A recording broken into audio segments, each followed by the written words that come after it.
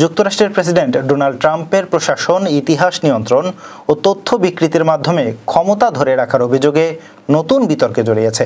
সাম্প্রতিক কয়েকটি ঘটনার মধ্যে স্মিথসোনিয়ান মিউজিয়াম থেকে ট্রাম্পের দুইবারের অভিশংসনের তথ্য সরিয়ে ফেলা এবং শ্রম পরিসংখ্যান কর্মকর্তাকে হঠাৎ বরখাস্ত করা অন্যতম।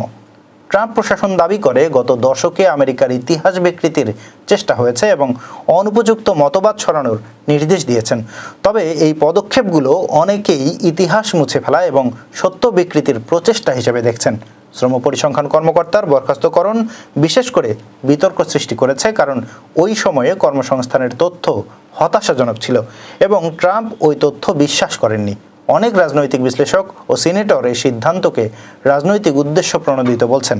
ট্রাম্প প্রশাসনের অন্যান্য কর্মকাণ্ড, যেমন ক্যাপিটাল হিল হামলার অভিযুক্তদের দেশপ্রেমিক বন্দী বলা, ডাইভার্সিটি নীতি কমানো, বিরোধীদের দমন করা ইত্যাদি নিয়ে ইতিমধ্যেই সমালোচনা চলছে।